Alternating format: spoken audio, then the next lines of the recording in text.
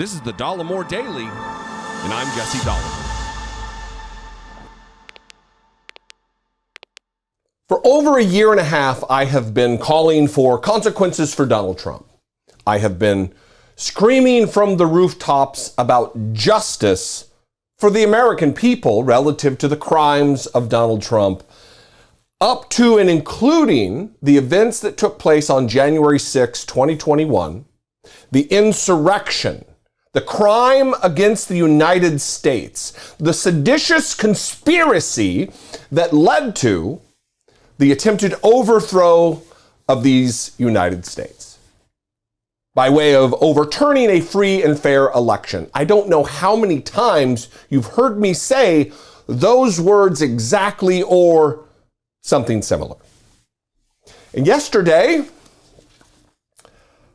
the House Select Committee investigating the aforementioned insurrection voted unanimously to subpoena Donald Trump's testimony, to compel, under color of law, him to come and answer questions. Not suggest or we respectfully request your presence. This is compelling him. This is demanding he appear. We will see what the outcome of that is. We will see whether or not he defies the subpoena. We will see whether he denies the country an opportunity to have him answer simple questions. If you've watched any of the House Select Committee's investigation, if you've watched any of the public hearings, you know that they're playing this thing straight. They're not asking gotcha questions. It's not a political exercise. It is absolutely to get to the truth of what took place that day. Many Republicans have testified truthfully, honorably. There are Republicans on the committee. And yesterday, I'm going to play the vote and the comments leading up to the vote. And then I'm going to read a little bit from this 14-page memo. Maybe we'll even read it as a statement from Donald Trump, just to give some comedic interlude to this. But first, let's watch this very brief moment of explaining why the compelling of Donald Trump's testimony was necessary, and then the vote leading up to it. Watch this. Chairman, at some point, the Department of Justice may well unearth the facts that these and other witnesses are currently concealing. But our duty today is to our country and our children and our Constitution. We are obligated to seek answers directly from the man who set this all in motion. And every American is entitled to those answers, so we can act now to protect our republic. So this afternoon, I am offering this resolution that the committee direct the chairman to issue a subpoena for relevant documents and testimony under oath from Donald John Trump in connection with the January 6th attack on the United States Capitol. Thank you, Mr. Chairman. I yield back. Gentlelady yields back. If there's no further debate, the question is on agreeing to the resolution. Those in favor will say aye. Aye. Aye. Those opposed is no. In the opinion of the chair, the ayes have it. Mr. Chairman, I request a recorded vote. A recorded vote is requested. The clerk will call the roll. Ms. Cheney. Aye. Ms. Cheney, aye. Ms. Lofgren. Aye. Ms. Lofgren, aye. Mr. Schiff. Aye. Mr. Schiff, aye. Mr. Aguilar. Aye. Mr. Aguilar, aye. Mrs. Murphy. Aye. Mrs. Murphy, aye. Mr. Raskin. Aye. Mr. Raskin, aye. Mrs. Luria. Aye. Mrs. Luria, aye. Mr. Kinzinger. Kinzinger, aye. Mr. Kinzinger, aye. Mr. Chairman. Aye. Mr. Chairman, aye. The clerk will report the vote. Mr. Chairman, on this vote, there are 9 ayes and 0 noes. The resolution is agreed to. Without objection, a motion to reconsider is laid on the table. So you'll notice she asks for direct answers from Donald Trump. We need to know directly from the man who set all this in motion, because his underlings, the people associated with him, the people I believe who entered into a criminal conspiracy with Donald Trump, have all pled the fifth, specifically related to their communications with Donald Trump. Not executive privilege, I'm not going to answer that. Under the guise of some executive privilege that Donald Trump asserted, which he never asserted.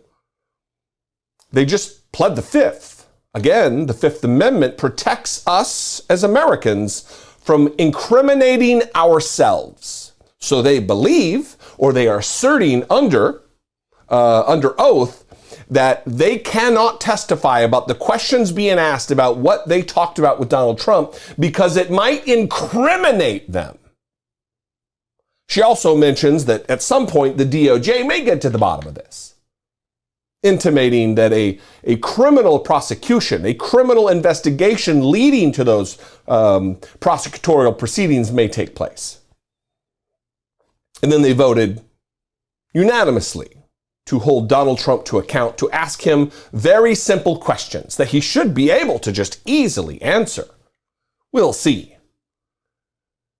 I think that it is going to be Donald Trump pulled in multiple different directions related to wanting the spotlight and wanting to deliver himself extricated from the legal peril that he is in. But he gave this 14-page memo, Donald J. Trump, peacefully and patriotically, for some reason, in quotes, like it's a titled memo. So we're going to read this as though it is a statement from the XPOTUS, because it is. Here we go. Are you ready? Statement by Donald J. Trump, 45th President of the United States of America. Oh, it's so good. So here's the deal. I'm not going to read this whole thing, obviously, but it is interesting that he talks about it. This entire statement is whining about why the committee isn't asking questions about the fraudulent election that never happened. Why they're not asking the questions about the rigged election, which never happened. But there's another element to this that I think is so emblematic of Donald Trump and his nutterbuttery and his ego and his narcissism. And it's that he is demanding that why are they not pointing out that my crowd was record-breaking? He's still talking about the ratings. He's still talking about the crowd size. Remember his inauguration. His administration started with Sean Spicer going out there and saying, this was the largest inauguration, period. More people watched Donald J. Trump be inaugurated than any other president in history, period. Do you remember that? So here's this. And it doesn't take him long. Here's on page 2. It was the election result that brought this record-breaking crowd to Washington, D.C. on January 6th. And then only 2 paragraphs later, he says this: I knew just based on instinct and what I was hearing that the crowd coming to listen to my speech and various others would be a very big one, far bigger than anyone thought possible. As it turns out, it was indeed one of the largest crowds I have ever spoken before. A very wide swath stretching all the way back to the Washington Monument. The massive size of this crowd and its meaning has never been a subject of your committee, nor has it been discussed by the fake news media, all capitalized for some reason, that absolutely refuses to acknowledge in any way, shape, or form the magnitude of what was taking place. In fact, for such a historic event, there were very few pictures that accurately show the event or how many people were really there. Incredibly, it seems, and here we go with wild conspiracy theories, it seems that pictures showing the size of the event were perhaps canceled, scrubbed, deleted, or punctuation nightmare, deleted, or in any event not available, but we still have some as attached.